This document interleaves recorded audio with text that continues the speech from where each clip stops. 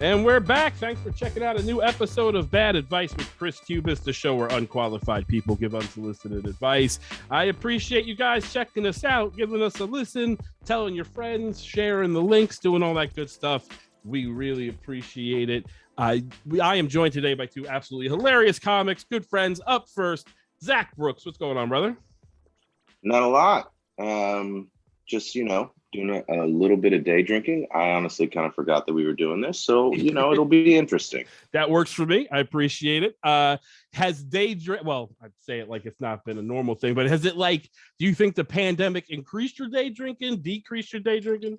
Absolutely increased it. Yeah. I like how confident and secure in that you are. Absolutely. Yeah. Drinking a lot more these days. Yeah. I'm not a scientist, but the data shows that. Also with us this week, the absolutely hilarious Lani Cuomo's here. How's it going? Just got out of therapy. What's up? Woo! I like the two different approaches to dealing with things that my guests bring to the table. We've got therapy on one end, day drinking on the other. How's I guess you don't want to get too into how therapy was, but it was fine. Yeah,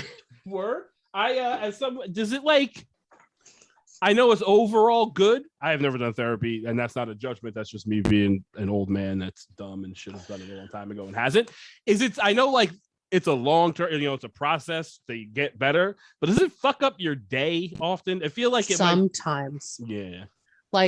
So right now we're doing this therapy called EMDR. It's like something to do with eye movement, and you have to think about your trauma, and it can really, really fuck you up. And she's like, do you want to do that today? And I was like, no, I got a show tonight. I might have to meet Joe Rogan, and I don't want to meet him if I have daddy issues. And so she was like, okay, we won't do that tonight. And so we just talked about fat people. So that's it. Yeah. So I don't know that I want to meet Joe Rogan, period, but to meet him in a bad headspace.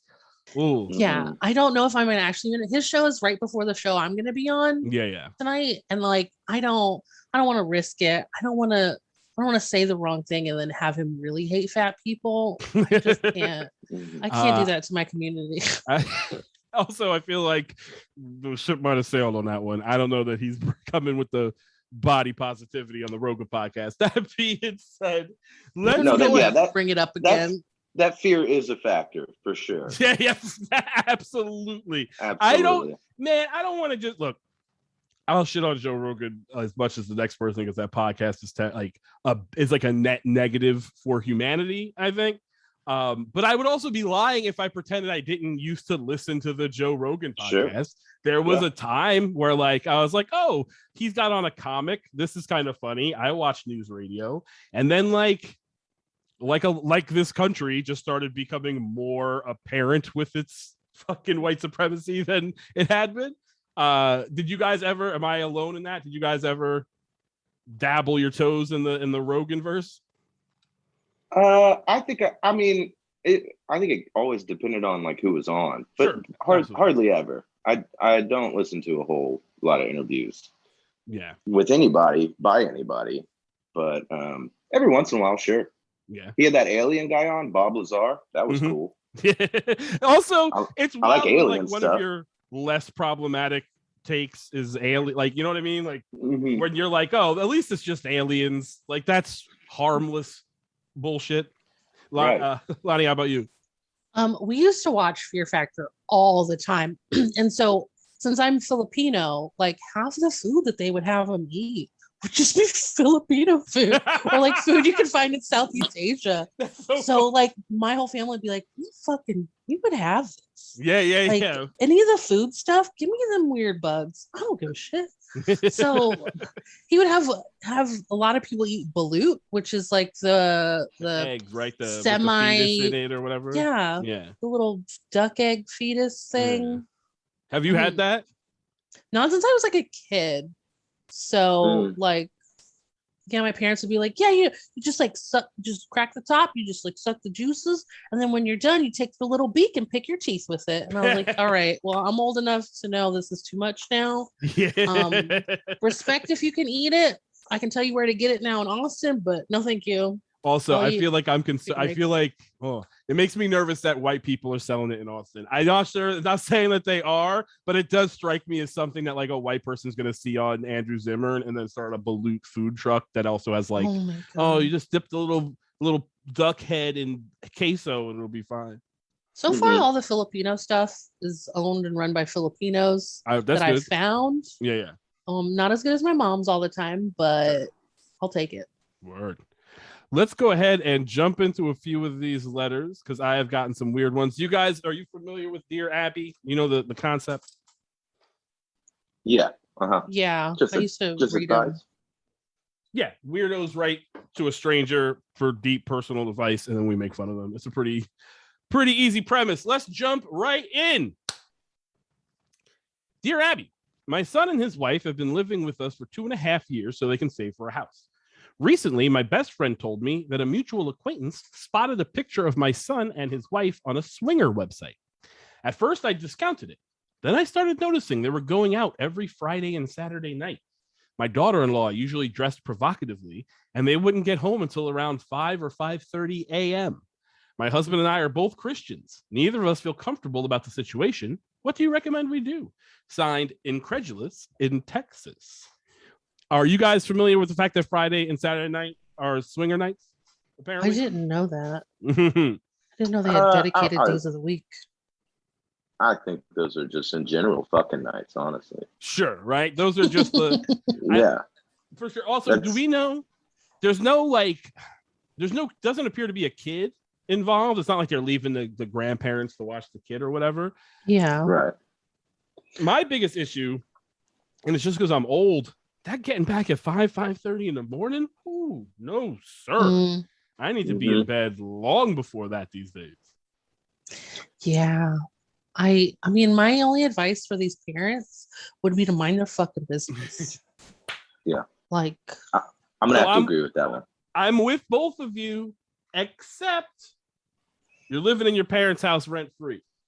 You're in their business. I'm assuming rent-free, as they say, they're staying there to save to buy a house. So now you're making it their business. I think it's a bold move to be swinging when you know you're living with your parents. So when I started comedy, I was living with my parents and I lived in San Antonio. Mm-hmm. So I would not get home until very late. Sure. But I was like really nice about it. I'd set the alarm. I would also make sure the dogs were fed in the morning. Like I had a chore to do. Mm-hmm.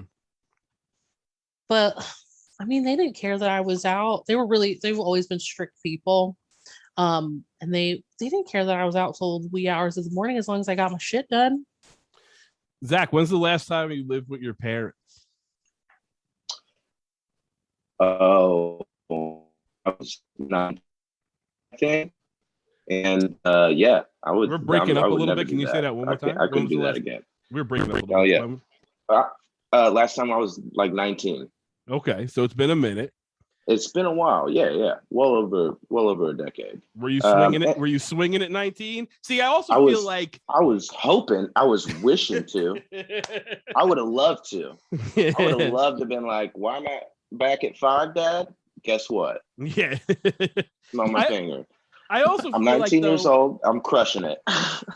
And this is just me. This is based entirely on watching too much Real Sex on HBO. I feel like swinging is a old person sport. And whenever I watch those swinger things, like a swinger community, we're trading wives or whatever, those people were all like in their late 40s, 50s and above. Okay, hear me out. I'm with you. Older people call it swingers. Mm-hmm. Now it's like kink parties. Okay. Now, like there's a specific name for like those kink parties where all those like BDSM people just go and have an orgy. Right. So yeah, but then that's might be it. That may be the parents are calling it swinging because they're old, and that's the term they have for it. While we're talking about the swinging, I would like to bring up the friend who went to the parents about this. Yeah, I also was like, wait, how did they find out about this website? What was that friend looking on? Yeah. What? Because I love the idea. Was it FetLife? Yeah, but also there says that a mutual. So my best friend told me that a mutual acquaintance spotted a picture of my son. No, they didn't. Your best friend was on that website. and knows that you are a judgmental person. So they didn't tell you. They were just like, oh, our friend, you don't know when they live in Canada, saw your son on this website. You know what? It was probably the dad. It was probably the dad. And then he told the mom, hey, our mutual friend said, their mutual friend said this. Yeah. So it was probably the dad being a fucking freak. Ooh, so that's a whole nother story there. Whole nother level. And again, something that comes up all the time on this website, people write to this website and they make themselves appear as good as possible, right? Nobody writes in to Dear Abby and be like, hey, I suck and here's why. Yeah. You know what I'm saying? So like, for sure there's some hiding here, but also like, I think you just go back. If you were already, here's what's wild to me. You were cool with your kids staying out till 5:30 in the morning, but you're not cool with them fucking somebody. You know what I mean? I feel like if you're a person that's like, oh, we're a conservative family here, you'd be weirded out with your kids coming home at 5 a.m. every fucking weekend. Am I crazy? Yeah. Right. You're not crazy. It seems like it'd be like each friend saw a picture on a website. That seems more realistic to me. Like, 5:30 in the morning. I mean, there's got to be cocaine.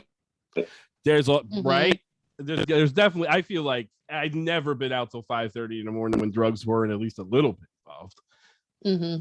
Yeah.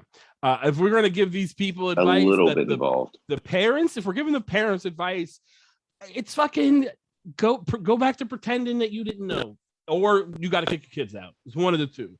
Because I don't know that you can go to your kids and be like, hey, I'm not comfortable with you fucking strangers somewhere else. You know what I mean? It's not even like they're not doing it in their house. So I don't know. Do you have a leg to stand? That's true. I don't know if they really care. If they really care about it, they can just do the classic, like the door locks at 2 and you can't get in after that. Stay in a hotel or something. And also, just go get an if apartment. You want a place to sleep. Yeah. If you're my advice for the swingers is just fucking get an apartment. I understand you're trying to save for a house, but like you either want a house or you want to fuck somebody else's wife. You can't have both. You need to just have an apartment. One of the two. Yeah. Quit stalling until you can afford a hot tub for you and your friends. Exactly. Get an apartment. Exactly. There's got to be swinger apartment complexes, right? It's 2021. Absolutely. That's just got to exist. Go. They're renting extra city. They're renting extra $400 just for for cleaning, just for the cleaning alone. There's an Airbnb in Austin that's an old nursing home that they just like turn into an Airbnb and people can just stay at. They can just turn that into a swingers Airbnb. Yeah. Maybe the parents move over there. Keep that old folks vibe alive. Yeah, we're working this out. When that was an old folks home, that was most certainly a swinger spot already. Oh yeah, those old folks homes are all swinger spots. They're all just rampant with STDs. No one has cars. No one can leave. It's yeah, exactly. Hell yeah! All right, let's go ahead and jump into our next letter. Dear Abby, how can I tactfully explain to a friend that no one wants to see cleavage on a 70-plus-year-old woman? I'm sure it looks okay when she leaves the house, but when she's sitting, her top slides down and shows more than they should. Or maybe she thinks she's being sexy. Signed, Mortified in Minnesota. These motherfucking people need to mind their own business. It's true. It's very true. Here's what's up. You are likely... Well, okay. There's one of two things that's happening. One, this old lady likes showing some titty, in which case, mind your fucking business. Or two, why are you trying to fuck this 70-year-old woman? You are sexualizing this lady. Maybe she's just hot. It's one of the two. You know what I'm saying? There's no unless this woman is actively trying to fuck you, you don't get a say, right? Let Gertrude have her titties hanging out. She's had them for 70 years. Let her show them to the world. She's earned that swing. Yes. They've been through more than you could even imagine. Exactly. You think this woman at 70 is legal? Also, I will say this. I don't like the idea that this woman, the writer seems to think that she doesn't know what she looks like. You know what I'm saying? She's like, oh, but she's showing more than she thinks and her top slides down. That woman is 70 years old. She knows what she's fucking doing. Mm-hmm. And she does not give a fuck. Credit. She's trying to fuck them 30-year-old men. Let her. Maybe we hook up this old lady with the swingers from the first letter. Shit. Let them take her out in the town. You know what? If we introduce a 7-year-old to the parents, maybe they loosen the fuck up. There we go. No, I think what happens is a dad gets an eye at them titties. Now the wife's mad at both of them. There's just going to be a lot more drama, I think, now that I think about it. But like, here's what I don't also understand. And maybe it's just a lack of options. You're in Minnesota. Maybe you're in a small place. You don't know a lot of people. But like the type of lady that wants to show her 70-year-old titties doesn't seem like the type of person that's going to be friends with a woman that writes this letter. You know what I'm saying? So here's where I have an expertise in. I used to live in a village in Wisconsin of 800 people. Whoa. Everybody knew everybody. Mm-hmm. Not everybody liked everybody, but everybody tolerated people. So if they're your quote unquote friend, it was some bitch you knew you didn't like. It wasn't really a friend. But like literally everybody had sex with everybody. And there was this one old lady. She got with a younger man. He was, I don't know how to say this like real nice. He was neurodivergent. Okay. And he shouldn't have been without a caretaker, but she was his caretaker, and she left him everything and bought him a truck, and they were together until she died. Okay. Just that's saying. She got hers. So he got his bag. She got her young man. Shit gets weird when you live in a village. Mm-hmm. It's the village. When you said village, I was like, this is gonna be weird. I thought you were. I know this is gonna be fucked up. When you said village, I thought you were gonna say in the Philippines. It didn't feel like Wisconsin. It felt like because it's population wise, it's not big enough to be a town. It's not even a township. I grew up in upstate New York, and there's a lot of like the town, the village, the whatever, and it's all indicative of whatever. All over the place. But we sure never said it. We never said the village. We were just like, oh, Rosendale. You know what I'm saying? Yeah. That story's weird, Lani. I'm not gonna lie. But I guess he had a really nice truck too. He had a nice truck. He's capable of driving that truck, so he's got to have his facilities. Somewhat. Yeah, he can fuck. He can drive a truck. I don't know what else. Yeah. We live in Texas, sir. That's all you need. And he did have a job. He was the grocery store bagger. So there you go. Yeah, he's doing all right. Good for him. Also, I think we tell the person who wrote the letter, mind your fucking business. I think we tell the 70-year-old lady, show more titty. Yeah. Lean the fuck in. They're talking about how she looks good when she leaves the house, but after a while her shirt slips down. Walk out. Start there. Start at the after it slipped down. Really fucking put them out. Right. Booty shorts. Let it go. Well, and that's also like, I think it's funny that it's like, they acknowledge that it might have looked good when she left the house, but when she sits down, it's like, all right, nobody looks as good sitting down as standing up. That's just the way that bodies work. Very few people check a mirror sitting down. You know what I mean? No. You put yourself together and then you leave. So for sure. Don't judge people while they're sitting down, ever. Agreed. I certainly don't know. There's no way. All my fat is set to hang appropriately when I'm standing up. That's how I put myself together. Once I'm sitting down, it's out of my control. Y'all don't do a sit test? Oh, I can't say that I do. I don't. I think it's because I'm a big girl. I got to do a sit test. I got to find that pillow to cover my tummy when I'm sitting, and then I got to do a sit test. See how the accordion folds. So here's the thing. I'm a fat person, and I think maybe as a man, I'm getting away with it a little more. I know where my folds are. I rarely, but I don't know that I don't know that the sit test is going to give me any new information. I know what I look like when I'm sitting down. There's nothing new here. These are married now. Rules. Yeah, I'm married now. Fuck. For me, it's like I'll try on a new shirt and I'll be like, "Oh, this looks good," but I'm gonna flex this as soon as I sit. I know that. Yeah, I'm gonna test these. Hold on, I'm gonna test these seams a little bit when I sit down for sure. That's why they got benches in the dressing room. Just as long as you can sit down. As long as you can sit down comfortably, it's fine. It's not going to look good ever, but right. you know. Let's go ahead and jump into another letter. I got a few of these here. Let's try. This one makes me laugh. Dear Abby, my husband's daughter, Crystal, is married to Jeremy, who is a racist. I know this because of comments he has made over the past 5 years. At our only granddaughter's first birthday celebration, my husband and Jeremy got into a heated argument. A little politics, a little racism. Since we live out of state, we were supposed to stay with them, but we had to leave. Jeremy started screaming at my husband, calling him a pedophile and some other awful names.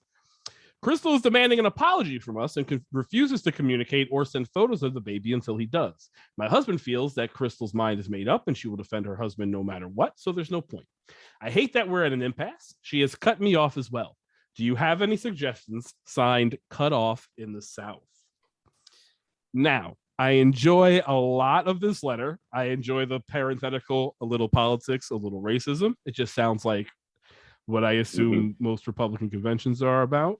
I want to say, so the fact that he went straight to pedophile in this argument.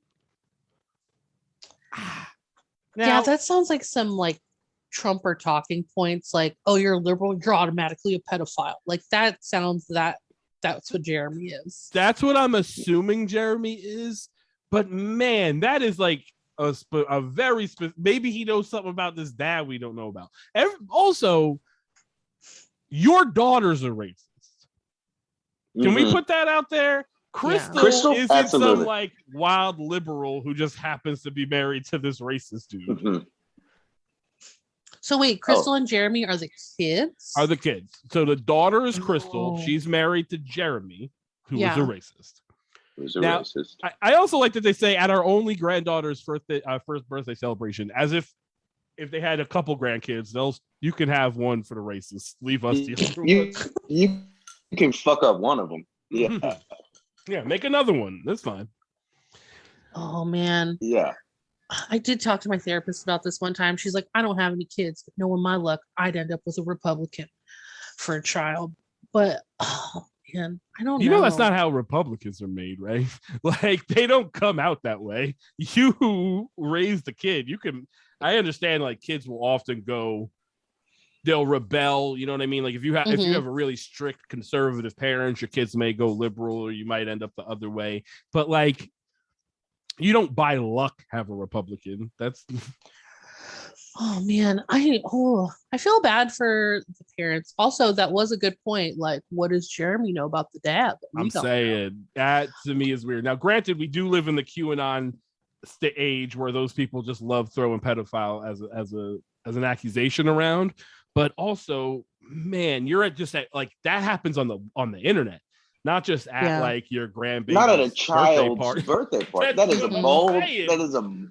a bold accusation to make. Around a piñata? Yeah, that's wild. Yeah. If it's accurate, there is a serious ongoing threat at that moment. That needs to be addressed. It needs to be addressed.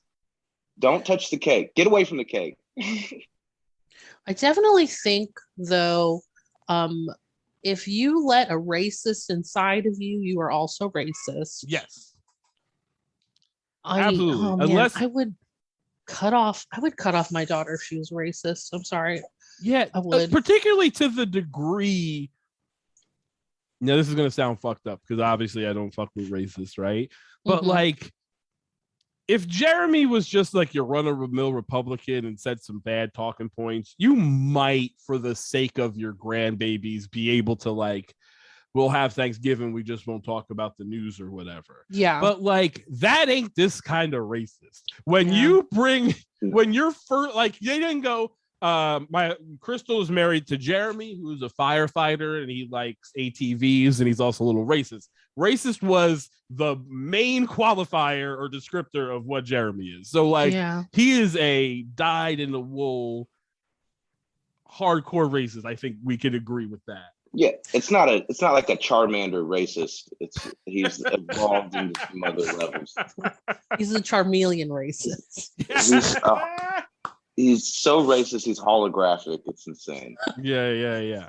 Man, I would probably, if I was like the grandma, I'd be like, hey, your kid gets a birthday card every year, but no money. Because we won't put money in no racist home. But I would keep all the money and wait until the kid was like old enough and be like, hey, these are all your birthday cards. Sorry, your parents suck. Sorry, your parents are so racist. Yeah, for sure. Yeah. Unfortunately, it would be like, oh, sorry, your parents are so racist. Okay, wait, now you are too. You're also racist. Okay. Unfortunately, you're also racist. I'm taking all the money back. I'm buying a new truck. I'm getting a new truck.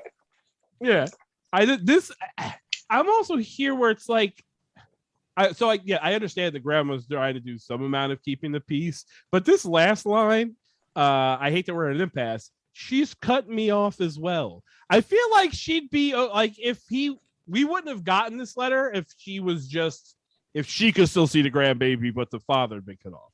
Do you understand what I'm saying? Yeah, I wonder how many of these Dear Abby letters are written by narcissists that try to make themselves look better than they are. Sure. And they're also maybe the grandparents are the racist ones. Ooh, that or they're pedophiles. Interesting. Wait, is Jeremy a white man? Is Jeremy a white man? Because I've seen white people call like not white people racist for not liking white people. Mm-hmm. What color is everybody? I'm wondering what's going on here. Yes, that is an interesting take that I did not see. What if we're dealing? So here's my concern. If Jeremy is like a racist QAnon person, then the pedophile accusation doesn't carry as much weight because that's something they do. We kind of have that group. But let's say Jeremy is a Mexican person, not a typically Mexican name, but I was just trying to think of a non-white race. Now, maybe the grandparents are super Republican. He said some shit about cops. Now they're like, you don't like white people or whatever, or critical race theory shit. In which case, I think the grandfather's a pedophile. Yep. Or it's a valid accusation. Stepdad. It's a valid accusation. Mm-hmm. Yeah. What if like the grandma's husband's her stepdad and he did some fucked up shit and then he came all sideways at Jeremy and he just went, you're a fucking pedophile. Do not come around my wife and my kid. You know what? Ooh. I figured it out. All these people are yeah. Also, I will say an accusation coming from the daughter of this man or from the guy that's the partner. You know, when you marry someone, you tell them everything about your fucked up past or whatever. Yeah. And he might have just had that. Crystal might have some stories. Holster ready to go. Man, and he was like, you know what? I'm not playing these games anymore. You are, and you know it. And I'm not going to explain to everyone at the birthday party. Yeah. We're not going to get into details, but you know what you did. Yeah. Lani, I got to tell you, you fucking really flipped this one on its head. I came in here with some very set ideas about these people's relationships and how they interacted, and now I am not sure. Whew. You know what? I watch a lot of narcissist TikTok. I fucking know what's up. Did you say narcissist TikTok? Yeah, there's a whole TikTok dedicated. It's called Narc Talk, and it's a whole TikTok like sub TikTok about people trying to get out of narcissistic relationships, whether it's partners, parents, all this shit. I love watching it and just crying. This is why I need therapy. This is also how I know I'm old, because I do not use TikTok. Whatever shows up on my For You page is what I watch on TikTok. I just scroll like this, and then sometimes it's a dog, or sometimes it's some titties, or sometimes it's an old lady cooking something. But I have never like delved and tried to find like certain things on TikTok. It's just whatever the algorithm gives me. Yeah, the algorithm. Yeah, the algorithm gave me some weird shit. I just stayed there. I don't know anything about it. I just literally, I was like, it's a new one. I can't do it. I've drawn the line. You did? You cut off at TikTok? Yeah, I can't. I've never downloaded. I don't have it. I've never posted just like, I can't learn a new one. I can't. I've never posted anything. So I'm not creating content. But I watch too much TikTok. Like I will let you, like it's like, oh, I'll roll over time for bed, and then I'll watch 40 minutes of TikTok videos before I go to sleep. I feel like I would do the exact same. I'm like, I just can't. I was like Uzak like a year ago, and now it's the pandemic. The pandemic did like Cruella DeVille now. Yep. Let's go ahead and jump into another letter here. I got this one. I'm gonna let this baby laugh. Dear Abby, my husband of 6 months, whom I do not live with, refuses to agree to not contact his ex-girlfriends. He refuses to send me copies of emails or texts from them and won't agree to allow me to send a polite but firm email requesting they stop contacting him, even though his therapist said it was okay to send. What should I do? Signed, Distrustful in New York.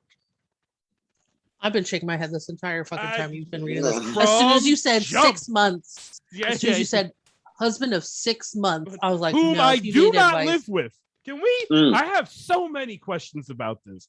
My husband of 6 months, whom I do not live with. What is that relationship?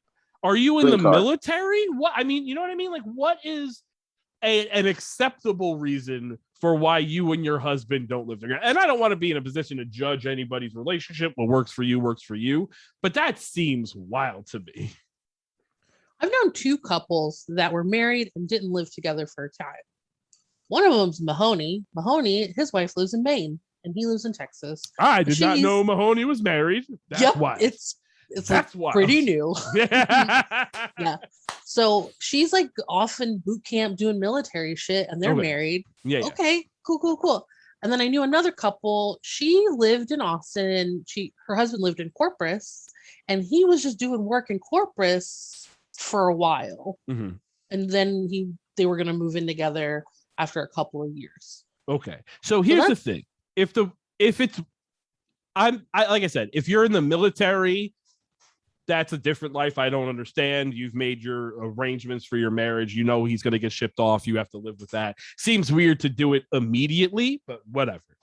I also understand, like, oh, we're married, but my husband has to travel for work or he's going to be in Alaska for 6 months catching salmon or whatever. Then he comes home. Mm-hmm. I get all that.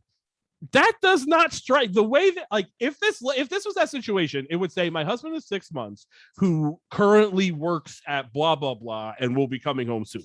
Like, that's how you write that letter. You don't write my husband's of 6 months whom I do not live with, and then continue to go into a wild diatribe of completely both of you being wildly unreasonable about everything. I do feel like the way this letter was written, she was just being like a petty bitch. Mm-hmm. Like, my husband, who I don't even live with. Yeah. Like, she was just trying to make it seem like he was crazy, but also outing herself as crazy.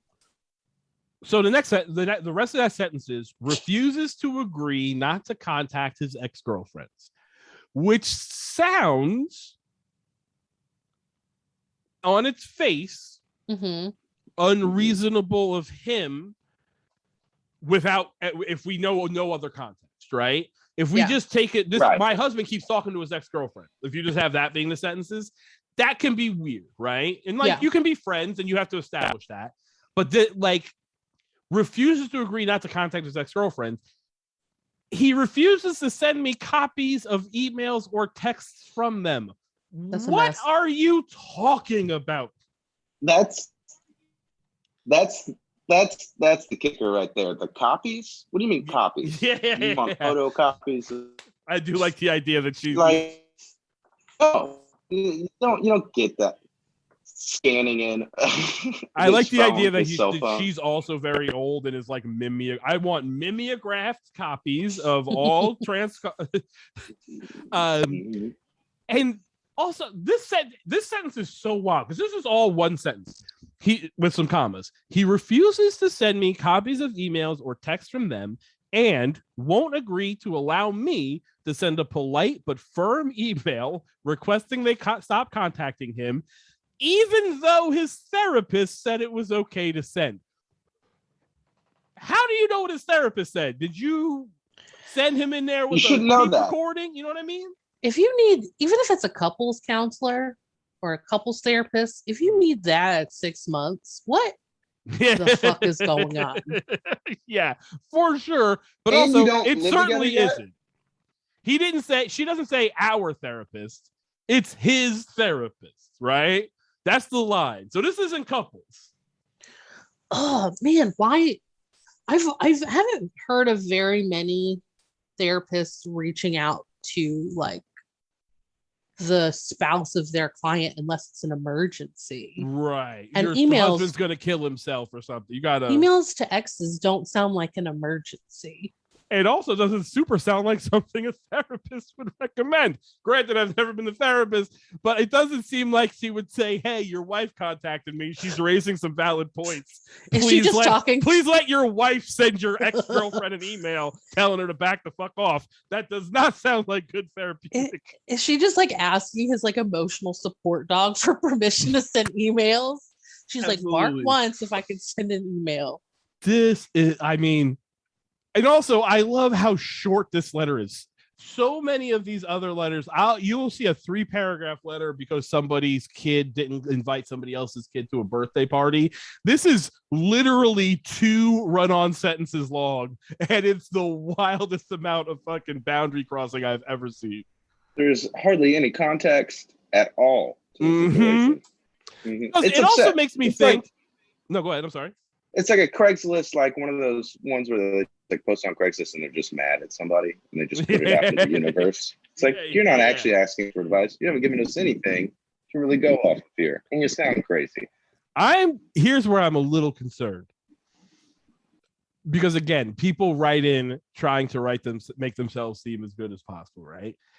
I have a little bit of suspicion that this is just some sort of like, this is a woman who has been catfished on the internet into sending someone a bunch of money. You know what I mean? What if he's in prison? He might be in prison. He might not exist. We might be talking to some Nigerian scammer account that has convinced her to marry him and is now trying to back out of these. Yeah. That's a possibility. That is a strong possibility. That makes way more sense than anything else. But how did they get married? Zoom weddings. Yeah, they do that shit online all the time. Or like, you'd be surprised how many of you I've worked in online fraud, not as a criminal, but as like a person trying to detect online fraud for a business. And you'd be surprised how much you deal with people going, oh, my husband. No, yeah, I'm trying to send all this expensive stuff overseas because my husband lives in Ghana. Oh, have you met your husband? Well, no, but I love him. So it's like, yeah, you know what I'm saying? So I don't know that I'm putting all this shit together just now, and I'm like, ooh, this woman sounds like she has been gaslit by somebody who's driving her crazy, and now she's just like, what am I supposed? You know what I mean? She's gone so crazy from being like just living in a false reality that now this is as good as she can make herself seem. What if like he's not even her husband? He's just like you said, just some guy, and she just calls him her husband, and then his buddy is just like, yeah, I'm your husband, your quote unquote husband's therapist. Yeah. You can do whatever you want with his emails or whatever the hell. It's like some How to Lose a Guy in 10 Days shit. Yeah, this is crazy. However, we do have to, on this podcast, kind of take these people's word as we don't have any context. We have to just assume that this scenario is legitimate. She is married to this man for 6 months who she does not live with. I think you have to, my advice is for the husband, and it is to run away as fast as you possibly can. And also knowing that the husband might be a cheating piece of shit. But you two people need to get as far away from each other as humanly possible. Yeah, annul, divorce, whatever the word is. Start over.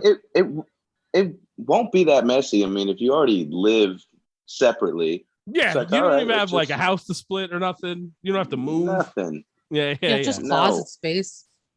Yeah, for sure. Maybe a toothbrush.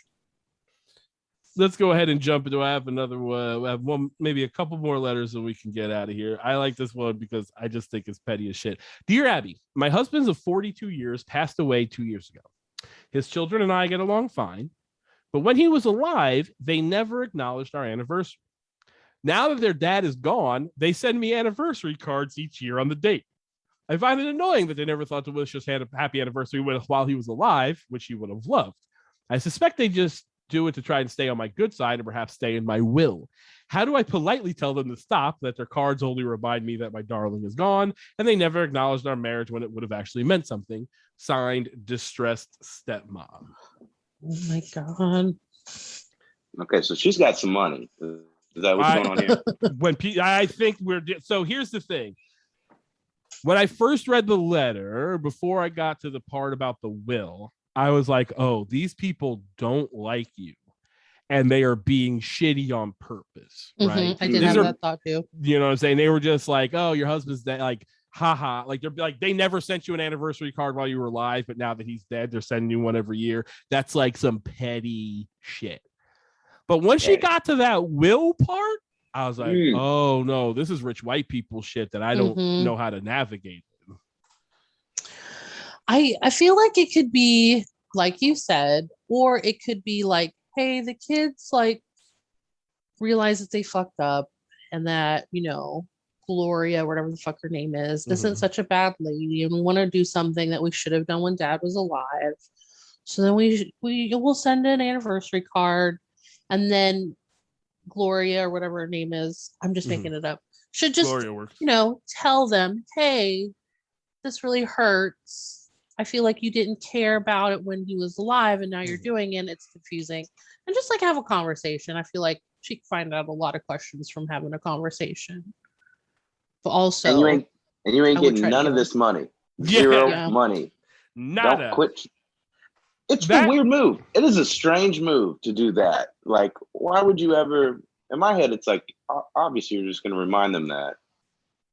Right. Particularly if it's something you never did. Oh, you know what I mean? Right. Like, particularly if it's something you never did while the person was alive. But also, is that something you even do when someone's dead? Do you send a happy anniversary card to someone when one half of the relationship is dead? That seems wild to me. I would be really sad. Yeah, it's a celebration of making it another year, and you didn't. And you didn't. You absolutely didn't.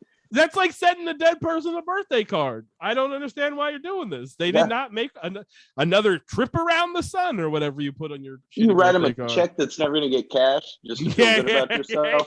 Yeah, that's the move too. $1,000. I don't even need it. It's going to bounce if you yeah, that's so funny. This whole thing to me was such like. Once I got to that will part, I was like, oh, this is like Dallas. This is one of those old rich white people soap operas that I don't understand because I've grown up mostly around, you know, family that's like, oh, when they die, it's mostly good because the credit card companies will stop calling. You know what I'm saying? Yeah, they could still be doing it just because they're hateful. They could have already gotten money from dad's death. They could already be set up. And she's just like, well, I am rich. I'm rich on my own because I'm childless. And they're like, yeah, fuck you.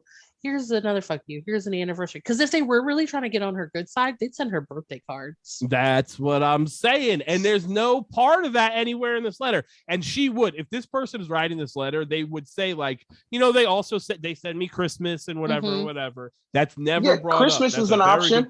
Good option. Yeah. Anniversary. That's real fucked up. It's wild. I don't.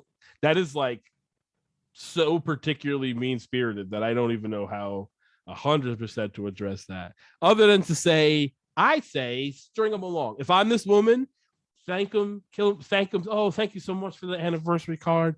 Oh, yeah, that's an antique desk. Is that something you might, you know, I'm not long for this world. Go ahead and write your little initials or something on the bottom of that desk so they know that you get it when you die, and then leave them none, cut them out of the will. Nothing. Yeah, you ain't getting. That's a long game. You got to play the long game. Yeah. Make them come to a reading like they do in movies. I don't know how wills actually some knives work. Out shit. Yeah, exactly. And then you get this shiny penny to stick up your ass. It's funny how much just the creation of a will is like, all right, you got some money, because I know none of my friends have wills that I know of. Like, they just don't. There's some verbal agreements, like you can have all of my N64 games, but you know, there's not. We don't know paper. People with stuff. Once you put it in paper, not that much the only stuff. ones I can think of are like the friends that have kids. You know what I mean? Then you gotta makes sense. You got a house or something. You got to figure that shit out. But like, just not people with no kids. It's like, yeah, you're gonna get all this stuff because you live here anyway, and nobody else is gonna come take it. So enjoy the 3 old laptops that are in my closet and like Don't toss them out. Keep them. Yeah. Hold on to all those. I can't figure out how to. I know the battery's in there, so I'm not supposed to put them in the trash. But if you can figure out what to do with them, put them on backflip. That's the thing I've seen recently. All right, I think I have maybe one or two more letters, and then we'll get out of here. Let's try. Dear Abby, last year my wife had real issues with her hair. She had overprocessed it, her stylist's phrase, and it was getting brittle and looking kind of weird. She started doing all this stuff to get it back to normal, but in the meantime, she bought a wig that was really close to her own color. I thought it looked okay, but her own hair didn't bother me, and I know she was starting to take better care of it. That first wig started something. She got so many compliments on the way she looked with the wig that she decided to go out and get another one, just for fun. 6 months later, she has spent nearly $3,000 on wigs, and in the meantime, her own hair is looking normal again. I have hinted to her that maybe she's overdoing it with the wig thing, especially since she doesn't make the kind of money to be able to afford a $200 or $300 wig every few weeks. How do I convince her she doesn't need and can't afford all the wigs signed Wigging Out in Texas? Is $3,000 a lot of money for wigs? I don't even know. It seems to be. It seems like it is. It seems like it is, but I feel like that's one of those things that women will have. It can be expensive. I just feel like it's going to be one of those things where a bunch of women, like, I just don't, as I'm a dude, so I don't know that thing. And then I'll find out, oh yeah, no, that little bit of makeup actually cost $60. That's why I'm mad it fell in the garbage or whatever. Like, that shit is just expensive and I don't know. You know what I mean? I don't know what the cost of wigs are because I've only had like a couple and it was just for like, dressing up at a convention or like my hairstylist accidentally gave me a mullet and I looked like that guy from Eastbound and Down. But like, I mean, I feel like that if it feels like to me, she's got that like ADHD to where she gets into things. Yeah. She's like into wigs right now. She's like in her wig phase and it'll die down in a little bit. But like in the meantime, she spent a fuck ton of money on it. And a simple conversation between her and her husband will solve things. I don't often do this, but I have another letter that is similar to what we're just talking about. And I think it makes sense to read it now. So I'm going to do that. Dear Abby, when my partner and I started going together, we were both into LARPing, live action role playing. Although she was always more into it than I was.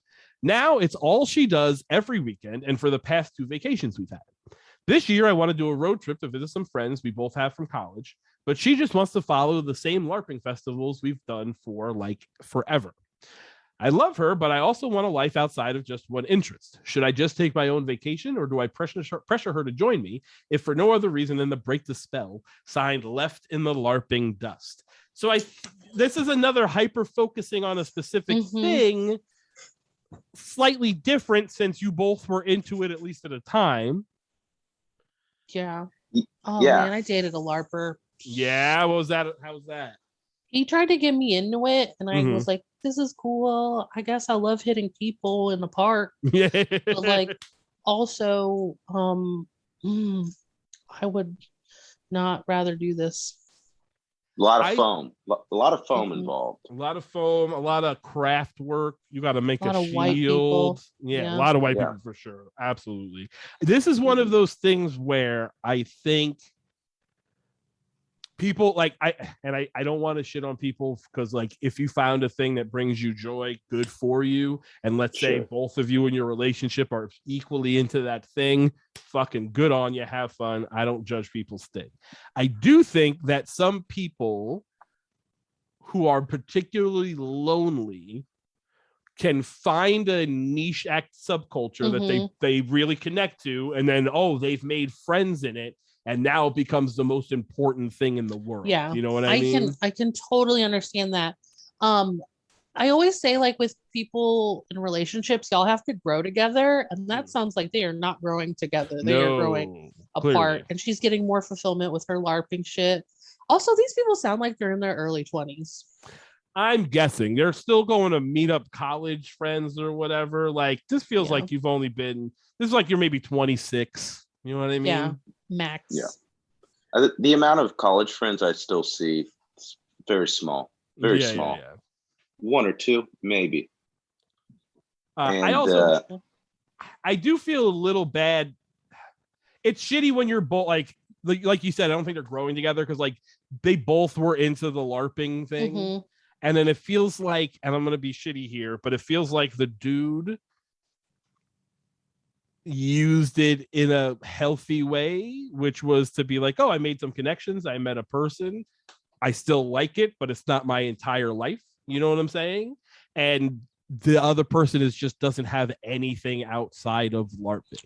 Yeah, he used it for like, oh, this is like a phase I was in, and then for her it became her personality. Exactly. And that's rough. Because like there's one thing when it's like, oh, I like Dungeons and Dragons. Cool. You also like fucking Marvel movies and baking or whatever. But like if the only thing you like is Dungeons and Dragons, I don't know what we're gonna talk about. Oh my God, what if she's so sucked into this LARPing world that she has become her LARPing character and has fallen in love with like another LARPing character and is like cheating on her partner? I'm almost certain that's juicy. What it is.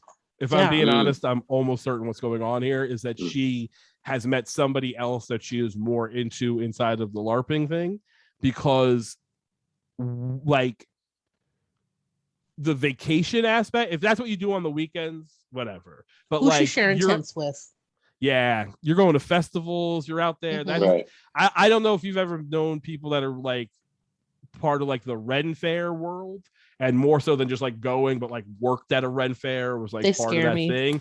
Those people they are, but what they have is the after hours Ren Fair world is like Fet life. It is just the horniest fucking bunch of weirdos who have found each other in the woods. They have a kink ball at the Texas Renaissance Festival. Oh yeah, that makes sense. That's the difference between like Ren Fair people and LARPing people. It's like Ren Fair people, they sell drugs and shit. Like you know what I mean? Like they're not. They are playing games, but they're also not. You know what I mean? They are Ren Fair after hours gets wild. I don't even know 100%. If there's after hours LARPing at all. No, the park closes at a certain time. They're not allowed to be there anymore. Well, they have camps and stuff. Yeah, like they have like weekends, like summer camp type things. Have y'all seen Knights of Badassdom? Oh yeah. With Peter Dinklage, right? Mm-hmm. Yeah. He's pretty. By the way, this isn't cool. You can't see me, but I did I put my hand up to a certain height when I was trying to think of his name. I just couldn't think of his name. My brain doesn't work as well. Right. One more letter here, and we will wrap this up. Dear Abby, my dad has been a cop since before I was born. Nope. He even met my mom while responding to a robbery. He is well liked and respected on the force and in the community where he serves. He is truly one of the best guys I know. It just kills me that he and all the other good cops are getting lumped in with the bad ones. And my dad is the first to admit there are some bad cops out there. Over the years, he's gotten kind of used to being put down because of his profession. What's happening now is I'm getting heat from my friends online, never to my face, about how I could stand being a cop's daughter. And many of these comments come from people who know my dad. Some have even either been helped by him or had family members helped by him. The saddest thing of all may be that whenever I say anything in support of my dad, not just cops in general, I get attacked. It hurts, and I'm ready to drop off social media altogether. I don't want to get into arguments with people over this, but their blindness gets me. Should I fight back? Signed, a cop's daughter. No, fight back. I'll fight her. I'll fight her. I would like to throw this out there. This letter was written by the cop, not the daughter. Okay, that's very interesting. I don't think what, and let's say this girl is 20. I'm just by the like tone, she's supposed to be 20. Is one, writing to Dear Abby. Two, uses phrases like I'm getting heat from my friends online. Dude, what? That's not the language. That's a cop language. That's absolutely correct. Yeah. No, I cannot even.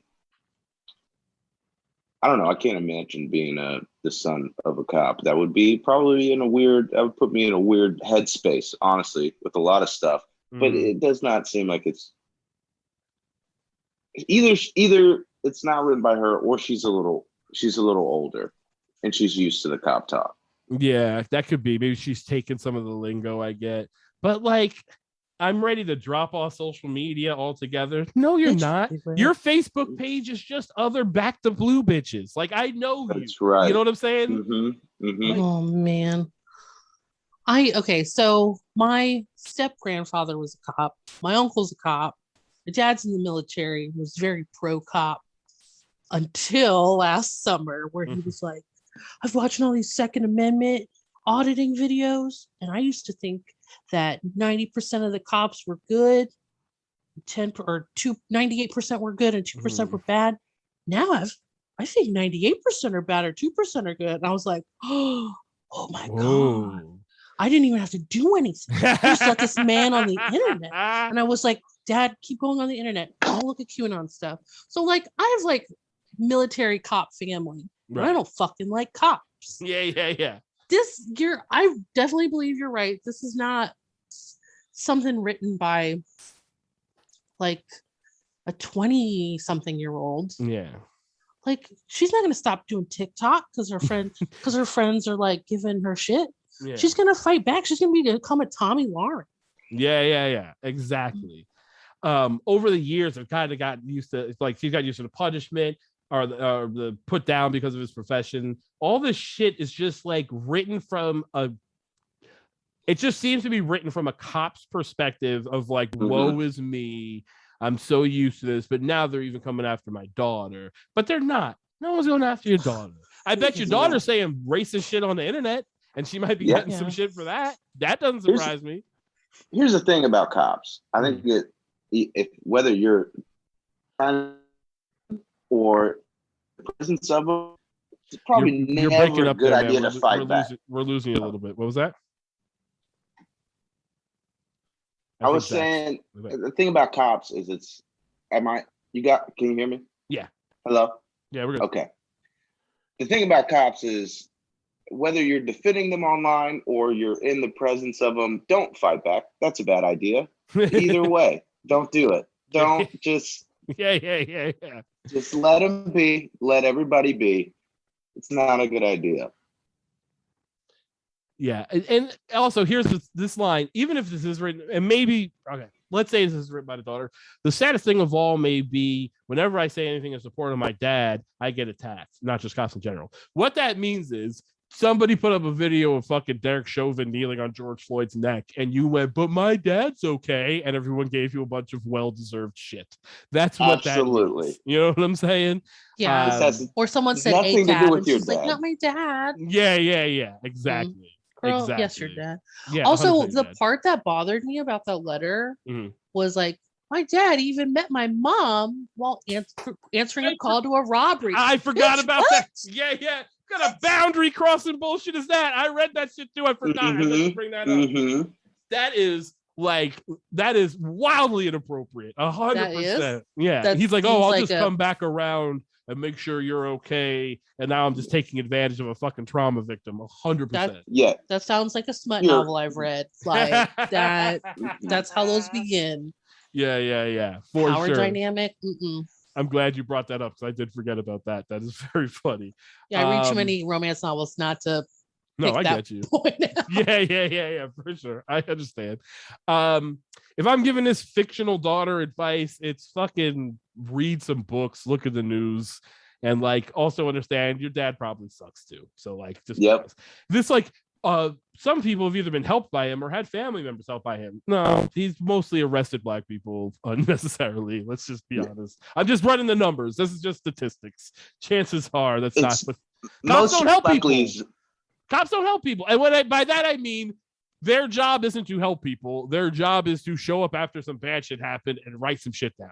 99% of the time, right? Ambulances help people. He got your uncle out of a ticket. Whoa, big deal. Yeah. Just he abused his power to help your fucking friend. Yeah, for sure.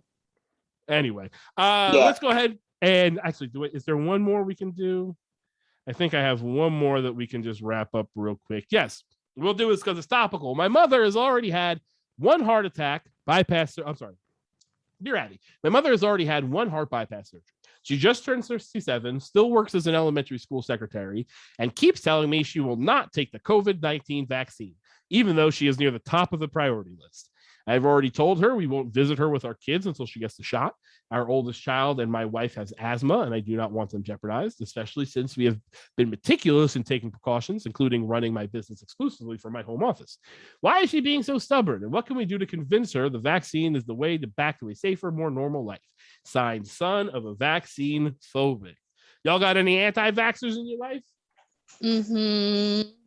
Yeah. Mm-hmm. Couple. Yeah.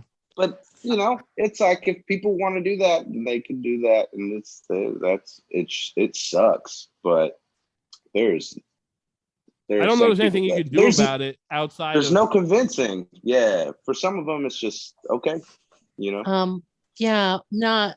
This is a hypothetical, but if I had a husband and his mom did not want to get vaccinated, he may have guilt tripped her, being the youngest son, into making a vaccine appointment. Just that's a possibility. Possibility of maybe that happened. Understood. Sure. And let's say if that had happened, that would fucking be awesome. And I think that's the only thing you can do. But like, here's where I'm crazy. Like, this woman will not take the vaccine. I don't know that you can guilt trip a woman who's like, keep my grandkids away from me. Don't come visit. I don't give a fuck about y'all. I'm not taking a vaccine. I don't care about your asthmatic kid. I'm not taking a vaccine. I don't know. Just a guilt trip. I think you just have to wait them out. Yeah. If I'm looking at the data, it ain't going to be that long. I would not risk my asthmatic children for an old ass bitch. That's yeah. Absolutely. And like, I with comedy, I know some of these motherfucking comics ain't vaccinated because I know you're dumb. I know you. I see your Facebook posts. I mean, you don't even have to put anti-vax shit. I can tell by just how dumb you are. I can tell by your other posts whether you're vaccinated or not. And that shit, like, I'm not gonna do a show. Also, I'm at the point where I'm not doing shows. Until everything's requiring vaccines, I'm not going places. But like, I know comics. I know comedy isn't going to be like, well, we got to make it safe. From what I know, these comics aren't vaccinated, and I don't want to. I can't. No, thank you. I keep my distance. Except at Fallout. Fallout requires vaccination. I saw that. Yeah, I like that from the audience and the comics. I like that a lot. Yeah. Shout out to that. Shout out to Fallout for doing that for sure. But otherwise, I keep my mask on. I'm not going out. I'm not hugging you. No. I got sanitizer all the time. Y'all nasty. Everybody's nasty. Everybody's nasty. Lani, you got anything you want to plug? We'll wrap it up there. I do have a podcast called Netflixmas. I'm currently burnt out, so that's on hiatus. And yeah, I'm just doing book shows as safely as possible around town. I have a website now. That's it. What's the website? Tell people. Don't make us look at me face. You got to say the fucking address. Look, I'm just trying to brag about my Google website. And just draw try to find it. Yeah. Try to find it. Google Lani Cuomo. It's LaniCuomo.com. I made it real easy. Perfect. Zach, what's going on with you? Well, I think we got Peep Show every first Friday. That's a great show. Always a blast. Yes. Ballroom at Spider House. And then Velv Show's still going on the weekends. Awesome. We've got a lot of good headliners coming up. VelvetaRoom.com. Do that for sure. I am at Chris Cubas on all social media. If you like the show, rate, review, and subscribe. Give us those little 5 stars. It super helps us. Tell your friends. That helps as well. And we'll be back next week with more bad advice.